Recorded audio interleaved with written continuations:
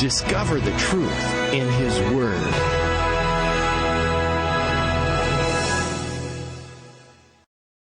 God has extravagantly shed His grace upon America. The scenic wonders of her 50 states are limitless. Massive mountain ranges like protruding vertebrae of giant dinosaurs divide the continent, twisting in and out of fertile valleys with their spectacular waterfalls and gushing mountain streams. Towering Rockies of the West snuggle tightly in blankets of snow, only to burst into exquisite beauty at the climax of winter's chill. But what could equal the ever-changing hues of the shifting sands and flowering cacti of the southwestern deserts, with their ghostly, silhouetted rock formations standing guard over the desert floor, or the splendor of Mount Hood's magnificent sunsets? Unless, of course, it would be the grandeur of Arizona's Grand Canyon. Its vastness is breathtaking. In fact, it has been called the most spectacular sight on Earth. Is it any wonder that this great land has captured the imagination of people around the world? Truly, they say, it is a land flowing with milk and honey. But surprising as it may be, it wasn't the beauty of the New World that beckoned the Pilgrim Fathers to her shores. Nor was it an obsession for wealth or fame. They were a profoundly committed people, with a consuming desire to know God's will and then have the freedom to do it. This was the freedom that for centuries had been ruthlessly denied many people of the Old World, the oppression that kindled the fires of the Reformation. Of course, the Pilgrims were acutely aware of what had gone before: the Spanish Inquisition, the massacre of the Huguenots, the slaughter of the Waldenses, the burnings at the stake, the hangings, the whippings, and the imprisonments. All this was history not yet even grown cold. In virtually all the countries of Europe, whether under Catholic or Protestant rulers, freedom of religious belief and practice was unknown except to those who belonged to the established church. England's King James I, who authorized the 1611 English translation of the Bible, the book that proclaims liberty and justice for all, declared that the Puritans would have to conform to the teachings of the Church of England, or he would harry them out of the land or hang them. So the sparks of persecution spread, fanned on by the Protestant Reformation. It was a difficult time for those who chose to worship God as their conscience directed.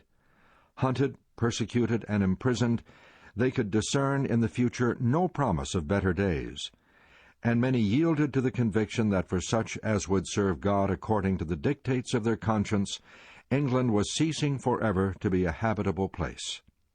History of New England, Chapter 3, paragraph 43.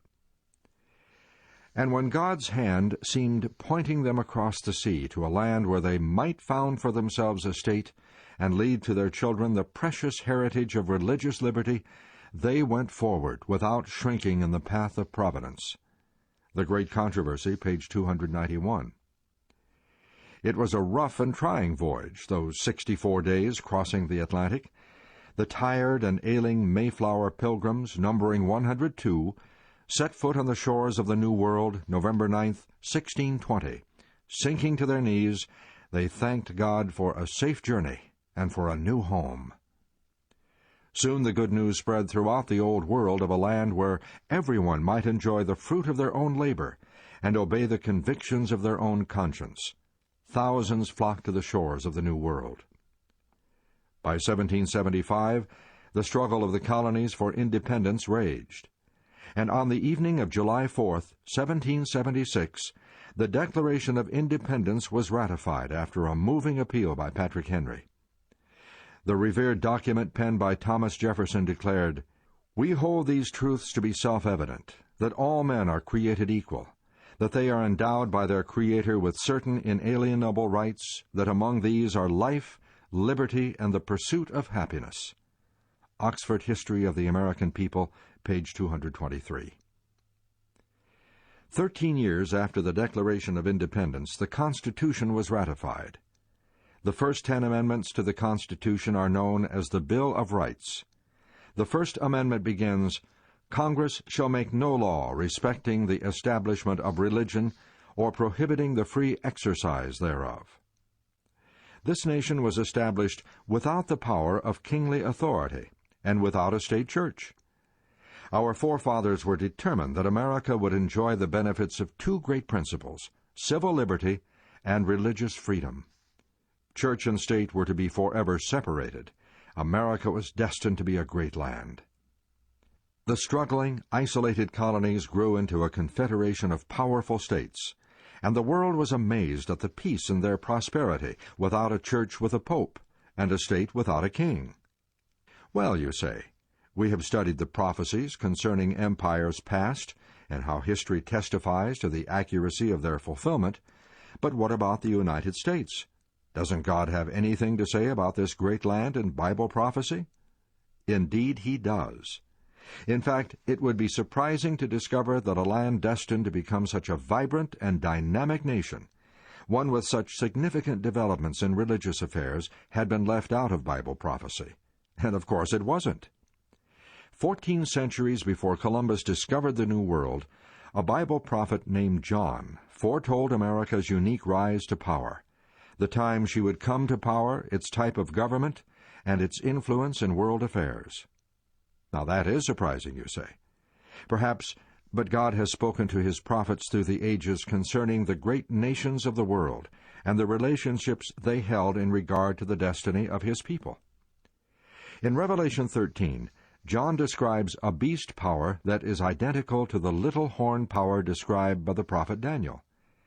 And I stood upon the sand of the sea, and saw a beast rise up out of the sea, having 7 heads and 10 horns, and upon his horns 10 crowns, and upon his heads the name of blasphemy. Verse 1. John continues, And the beast which I saw was like unto a leopard, and his feet were as the feet of a bear, and his mouth as the mouth of a lion, and the dragon gave him his power, and his seat, and great authority. Revelation 13:2. You will remember that as we studied the prophecy of the woman in white and the dragon in Revelation 12, we discovered that the dragon was the devil working through the pagan Roman Empire. We found that this was the power that was to give his power, his seat, and great authority to the beast of Revelation 13. History records that Constantine, emperor of pagan Rome, donated his capital, the city of Rome, plus an army and a treasury to the bishop of Rome, thus fulfilling this prophecy. Verse 7 states, And it was given unto him to make war with the saints and to overcome them. John also states that this power would continue 40 and 2 months, or 1,260 years. This is the same time period as that of the little horn that Daniel saw. The beast of Revelation 13 and the little horn power of Daniel 7 both symbolize the papacy. Speaking of the 7-headed beast of Revelation, John writes, And I saw one of his heads as it were wounded to death, and his deadly wound was healed, and all the world wondered after the beast. Revelation 13:3. We have studied the first part of this prophecy and its fulfillment before. On the morning of February 15, 1798, Pope Pius VI was taken captive